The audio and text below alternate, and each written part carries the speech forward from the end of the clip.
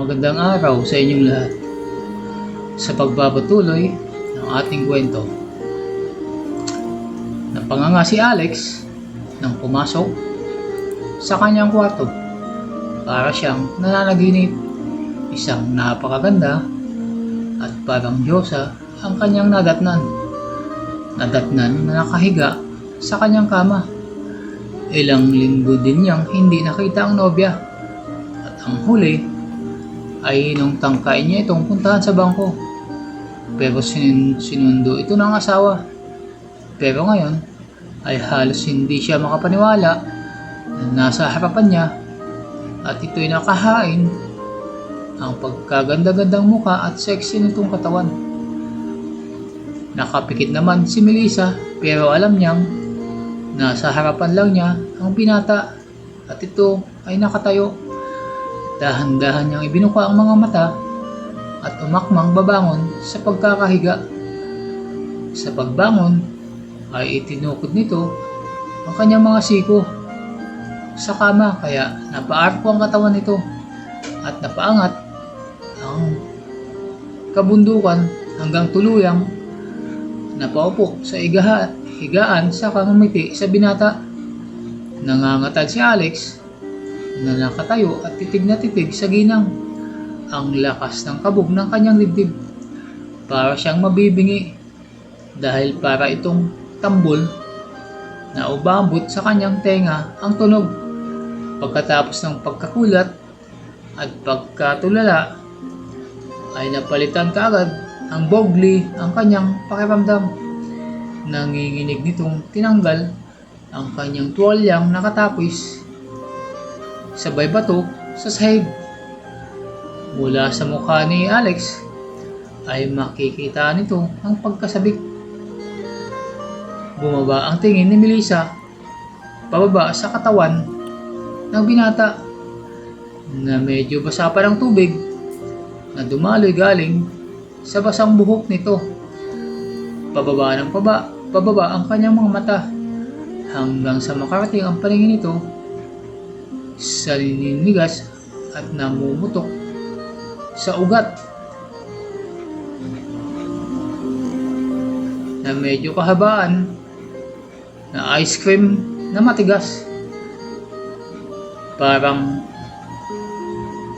alaga ito ng negro. Doon huminto ang paglakbay ng paningin ni Melissa. Napalunok siya ng laway ng masilayang muli ang kakaibang ice cream na ilang beses na ring umangkit at nagbuga ng kakaibang likido sa kanyang sinapupunan. "Be, andito na ako." Yun lang ang nasabi ni Melissa at agad siyang dinamba at umibabaw si Alex sa kanya. Niyapos at siniil ng halik ang kanyang mga labi. Agad namang napahiga ulit si Melissa at lumaban na rin ng mainit na halikan. Agad na naligo ng laway ang mukha ng ginang habang kinukuyomos ng halik ng sabik na lalaki. Hindi makagalaw ang kanilang mga kamay. Hindi magkamayaw ang kanilang mga kamay sa paghaplos sa katawan ng isa't isa. Maya-maya pa ay dumaustos na ang gutom na labi ni Alex.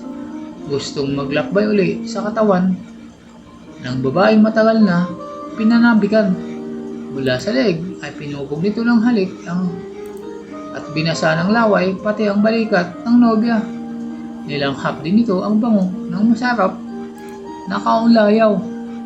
Napadako rin ang kanyang napagpalang labi sa mga kabundukan ng ginang. Amoy na amoy pa niya ang pabango ng babae.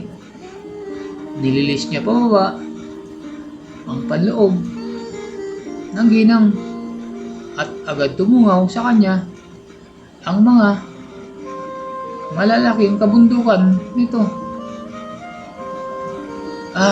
Parang kailan lang ay pinagsawaan niya ang mga mapintog nitong kabundukan. Ito ay sa isip ng binata. Ngayon ay kanya na uli ito. Hayok na inangkin ng kanyang bibig ang buong kabundukan ni Melissa.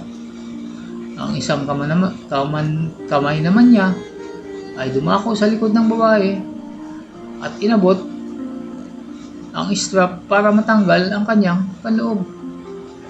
Isang pitik lang at tuluyan ang natanggal ang panloob pantaas ng ginang. Agad naman tinanggal ni Alex at itinapon upang bigyang laya ang kambal na kabundukang iyon. Muling lakbayin ng kanyang mapusok na palad at mainit na labi. Namiss ko to. Akin to. Nauulol na sambit ng binata habang nilalamutak ang mga kabundukang iyon. Ay, ang sarap naman yan, be. Namiss kita. Ito ang nabigkas ni Melissa sa ginagawa ng nobyo. Napapakalmot na sa likod ng kaulayaw si Melissa, kaya namumula na ang likod ng binata. Minsan naman ay hinahawakan niya ang buhok nito para igiya kung saan gusto dumako ang bibig nito. Nangingintab na sa laway ang mga kabunduang iyon at namumula dahil sa matinding ginagawa at sinapit nito sa kamay ng binata. Lumipas pa ilang mga sandali ay kapwa na sila. Walang mga saplot sa katawan at tuluyan lang ang nagpaubaya ang ginang sa binata. Ilang beses nilang narating ang langit. Merong pagkakataon na nagkaroon ng baliktaran. Kapwa sila sabay na kumakain ng ice cream at ang binata naman ay kumakain ng kimchi na baon ng ginang. Sobrang intense ang nangyari sa kanila dahil sabik na sabik sila sa isa't isa. Ilang beses ding narating ng dalawa ang kakaibang langit. Halos hindi sila magkamayaw sa kanilang kasiyahang nalasap. At ilang beses ring pumutok ang bulkan sa kaloob-looban ng sinapupunan ng asawa ni Mike. Sarap na sarap silang pareho. Pawis na pawis. Tila ba nakipagsalpukan ng ilang beses. Sa sobrang pagod ay pareho silang nakaidlip. Madaling araw ay naalimpungatan si Melissa mula sa mahimbing na pagkakatulog. Ng mga alauna na ng madaling araw, nakauna ng kanyang ulo sa bisig ni Alex habang nakayakap naman siya dito. Maliwanag sa kwarto dahil nakaidlip sila nang bukas pa ang ilaw. Inangat niya ang ulo niya konti upang sipatin ang paligid. Tiningnan niya ang mukha ni Alex. Mahimbing ang pagkakatulog ng nobyo. Mula sa mukha ay sinipat niya pa ang hubad na katawan ng binata hanggang mapadako siya sa ice cream ng binata. Napangiti si Melissa sa nakikita. Kanina lamang ay pinaligaya siya ng gusto ng bagay na yun na nakalawit sa pagitan ng hita ng nobyo. Hanggang ngayon ay ramdam pa rin niya ang maraming likidong ibinuhos ng binata sa kanyang sinapupunang. Kahit tulog ay naka-semi pa rin ang katigasan ng ice cream na yon. Halatang marami pang likido na nakaimbak at hindi pa nailalabas ng binata. Nakaramdam ng ligbo Bogli ang babae, kaya dahan-dahan itong umangat mula sa pagkakahiga at umupo para mapagmasdan ng malapitan ang ice cream na baon ni Alex. Hinawakan niya ang ice cream ng binata at ikinulong sa kanyang palad. Marahan niya itong minalaw-galaw upang bigyang buhay ang natutulog na tila kobra ng nobyo. Dahil sa init ng kanyang palad at lambot ng kanyang kamay, ay unti-unting nagising ang tila cobra ni Alex para itong may sariling buhay na gumising sa kabila ng pagkakahimbing ng may-ari nito. Ilang hagod pa lang ni Melissa ay tuluyan ng nag-atensyon ang ice cream ng kabit. Swabing-swabe lang ang taas-baba ng kamay ni Melissa sa ice cream ng binata. Nag-init na ang katawan ni Melissa sa ginagawa. Napapalunok siya ng laway at natakam sa baong ice cream ng binata. Unti-unti niyang nilapit ang mukha upang ma-inspeksyon ang itsura ng hinahawakan. Kanina si Alex lang tumabaw sa kanya, kaya hindi niya man lang nahawakan o nahipo ang kobrang baon ng lalaki. Mapulang-mapula ang ulo niyon. Amoy na amoy pa niya ngayon ang pinaghalong likido na natuyo sa ice cream ng binata. Nabasa ang laway, ang pinakadulo ng bagay na yun. Bumuelo si Melissa, hinagod niya at binasa ng laway ang kobrang yon. Paulit-ulit na dinilaan ang ice cream. Kung nung mga nakaraan ay nag-aalangan siyang kainin ang ice cream na baon ni Alex, hindi na ngayon. Nag-practice na siya sa pamamagitan ng ice cream ni Mike. Ngayon ay handa na siyang ibigay sa nobyo ang kagustuhan nitong pakainin siya ng ice cream. Nagising si Alex mula sa isang masarap na panaginip. Akala niya nananaginip lamang siya, pero ramdam niya pa rin ang pagkain ng ice cream ni Melissa. Biglang nagising ang kanyang diwa nang ibuka niya ang kanyang mga mata. Si Melissa, gumagalaw-galaw ang ulo sa kanyang harapan.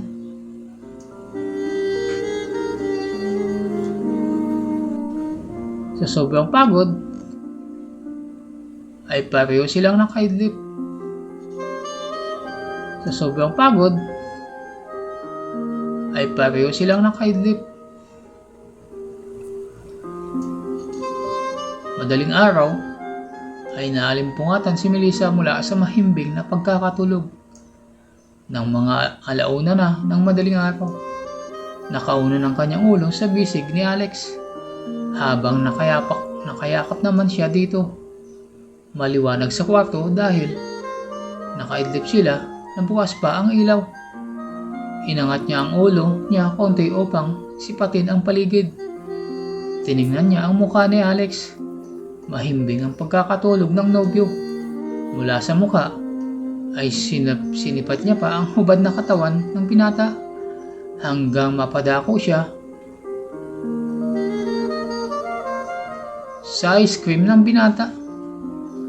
Napangiti si Melissa sa nakikita. Kanina lamang ay pinaligaya siya ng gusto ng bagay na yun na nakalawit sa pagitan ng hita ng nobyo. Hanggang ngayon ay ramdam pa rin niya ang maraming likidong ibinuhos ng binata sa kanyang sinapupunang. Kahit tulog ay naka-semi pa rin ang katigasan ng ice cream na yon. Halatang marami pang likido na nakaimbak at hindi pa nailalabas ng binata. Nakaramdam ng ligbo Bogli ang babae, kaya dahan-dahan itong umangat mula sa pagkakahiga at umupo para mapagmasdan ang malapitan ang ice cream na baon ni Alex. Hinawakan niya ang ice cream ng binata at ikinulong sa kanyang palad. Marahan niya itong ginalaw-galaw upang bigyang buhay ang natutulog na tila kobra ng nobyo. Dahil sa init ng kanyang palad at lambot ng kanyang kamay, ay unti-unting nagising ang tila kobra ni Alex para itong may sariling buhay na gumising sa kabila ng pagkakahimbing ng may-ari nito. Ilang hagod pa lang ni Melissa ay tuluyan ng nag-atensyon ang ice cream ng kabit. Swabing-swabe lang ang taas baba ng kamay ni Melissa sa ice cream ng binata. Nag-init na ang katawan ni Melissa sa ginagawa. Napapalunok siya ng laway at natakam sa baong ice cream ng binata. Unti-unti niyang nilapit ang mukha upang ma-inspeksyon ang itsura ng hinahawakan. Kanina si Alex lang tumabaw sa kanya, kaya hindi niya man lang nahawakan o nahipo ang kobrang baon ng lalaki. Mapulang-mapula ang ulo niyon. Amoy na amoy pa niya ngayon ang pinaghalong likido na natuyo sa ice cream ng binata. Nabasa ang laway, ang pinakadulo ng bagay na yun. Bumuelo si Melissa, hinagod niya at binasa ng laway ang kobrang yun. Paulit-ulit na dinilaan ang ice cream. Kung nung mga nakaraan ay nag-aalangan siyang kainin ang ice cream na baon ni Alex, hindi na ngayon. Nag-practice na siya sa pamamagitan ng ice cream ni Mike. Ngayon ay handa na siyang ibigay sa nobyo ang kagustuhan nitong pakainin siya ng ice cream. Nagising si Alex mula sa isang masarap na panaginip. Akala niya nananaginip lamang siya, pero ramdam niya pa rin ang pagkain ng ice cream ni Melissa. Biglang nagising ang kanyang diwa nang ibuka niya ang kanyang mga mata. Si Melissa. Gumagalaw-galaw ang ulo sa kanyang harapan. Tumigil sandali si Melissa sa pagkain ng ice cream at nagtanong kung good boy ba talaga to. Sabay nguso sa ice cream ng binata. Oo be, ikaw lang naman ang gusto niyan, mahal ko. Medyo nautal pa si Alex dahil naalala niya si Doris. Sige, dahil good boy tong cobra mo, espesyal na pagkain ang ibibigay ko dito. Sabay itinuloy ni Melissa ang ginagawa sa ice cream ni Alex. Bawat galaw ng ulo ni Melissa ay kakaibang uhol ang binibigay ni Alex. Napapangiwi ang itsura ng binata at minsan ay napapapikit. Hindi niya inakalang ngayon niya mararanasan ang pagsubo ng ice cream ng babaeng kanyang minamahal. Ibang-iba talaga si Melissa. Ramdam ni Alex ang ginagawa ng nobya. Hindi na tulad ng dati na kahit akala mo ay bigay na bigay, pero may pag-aalinlangan pa rin at reserbasyon sa sarili. Ilang sandali pa ng pagtaas baba ng ulo ni Melissa ay pumutok na ang bulkan sa loob ng kanyang bibig at wala siyang nagawa kundi patuloyin ito mula sa kanyang bunganga, pababa sa kanyang leeg, pababa sa kanyang lalamunan, at siya'y munti ka nang mabilawukan. Ang swerte ko Nakangising sambit ni Alex sa sarili. Lumabas ng kwarto si Melissa para maghugas at ayusin ang kanyang sarili. Sumunod din si Alex maya-maya konti dahil naiihi din siya. Naabutan niya si Melissa na umiinom ng tubig. Napansin niyang na basa pa rin ang katawan at hita ng nobya. Naghugas muna si Melissa dahil malagkit ang kanyang pagkababae. Niyakap naman siya ni Alex at hinalikan sa noong, "Mahal, sorry kung nasabunutan kita ha." Ang pagpapaumanhin ni Alex sa nobya. "Okay lang yun, be. Importante, naramdaman mo ang sarap." Sabay bitaw ng baso at yumakap din sa nobyo. Gusto pa sana ni Alex na sila'y magbakbakan ng nobya, pero nag-aya na itong matulog dahil may pasok pa sa trabaho kinaumagahan. Alam naman ni Alex na makaka-score pa siya ulit pagkagising nila dahil napansin niyang nag-alarm ng maaga si Melissa sa cellphone nito. 5:30 ng umaga tumunog ang alarm ni Melissa. Nakayakap pa rin si Alex sa likuran niya nang patayin ang ingay ng cellphone. Medyo inaantok pa si Melissa kaya pinikit niya uli ang mga mata. Sabay yakap sa braso ng binata na nakapulupot sa kanyang dibdib. Nagising din naman si Alex sa ring ng alarm ng syota. Matigas na uli ang ice cream ng binata. Ipinagdiinan niya ang kanyang harapan sa likod ni Melissa, kaya lalong nanggagalaiti sa galit ang ice cream na yon at kumislot sa may likod ng ginang. Ramdam na ramdam naman ng ginang ang bagay na yon sa kanyang likod. Pareho pa silang inaantok pero ang kanilang mga katawan ay sabik pa rin sa isa't isa. Kaya hinayaan na lamang nilang kumilos ang kanilang mga sarili nang hindi nag-iisip.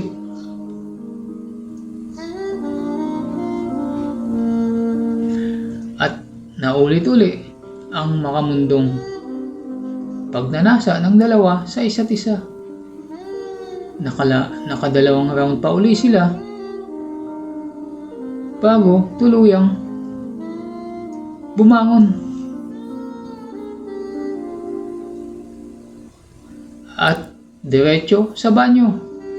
Paglabas ng babae mula sa banyo ay tapos nang magprito ng almusal ang binata, at dahil nabuglian na naman sa sexy nobya ay sumunod uli ito sa kwarto at ginawan na naman ng kakaibang sarap ang ginang. 6 AM na nang magising si Mike. Inunat niya ang kanyang katawan habang umihikab. Sabay tingin sa direksyon ng hinihigaan ng misis niya. Sabay abot dito pero wala ang kanyang asawa. Saka pa lamang niya naalala na nasa Cebu na pala siya. Malungkot siyang tumayo at dumiretso sa banyo upang maligo. Napansin niyang matigas ang ice cream na baon niya. Kaya naisipan niyang paglaruan ito. Malapit lang ang construction area sa hotel na tinutuluyan ni Mike. Kaya nag-breakfast muna siya bago inumpisahan ang araw. Tinext din niya si Melissa para kumustahin ang misis. Hindi naman agad nabasa ni Melissa ang text ng mister dahil kasalukuyan pa siyang pinagpapala ng mabugling binata.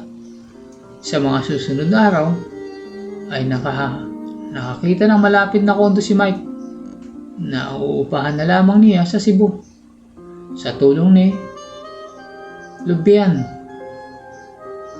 Supportive ang dalaga when it comes to Mike at lalo pang nahuhulog ang damdamin ng dalaga sa mister ni Melissa habang tumatagal na nakikilala niya ang pagkatao ng gwapong inhenyero. Panay naman ang pagsasalo ng bawal na pagtatalik ng magnobyong Melissa at Alex pag wala si Mike. Mas lalong nagiging mapusok ang dalawa at mas nagiging daring na rin si Melissa at nagiging mapagbigay sa kalaguyong tricycle driver. Halos walang pahinga si Melissa dahil salit-salitan siyang pinagpapala ng asawa at kalaguyo. Si Mike pag Sabado at Linggo, samantalang weekdays naman si Alex, kaya lamang na lamang ito sa pagpapakasasa sa alindog ni Melissa. Napagod na rin si Melissa kaya sinabihan niya ang binata na Lunes hanggang Huwebes na lamang sila pwede magkita dahil baka mahalata sila ni Mike dahil minsan muntik na silang mahuli. Sa mga araw na wala si Mike ay halos nagpakasawa ang dalawang magkalaguyo sa pagtampisaw sa putikan. Uuwi si Melissa sa bahay nila ni Alex after work.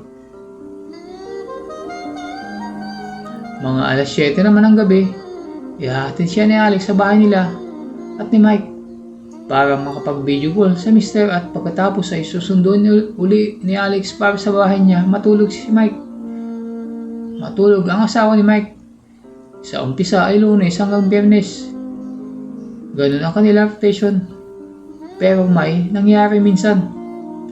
Alas 7 ng gabi, Biyernes, kausap ni Melissa si Mike sa Skype at masaya silang nagkwekwentuhan nang sasala si Melissa ng mga oras na yun. Dahil aalis din siya pagkatapos nilang mag-usap.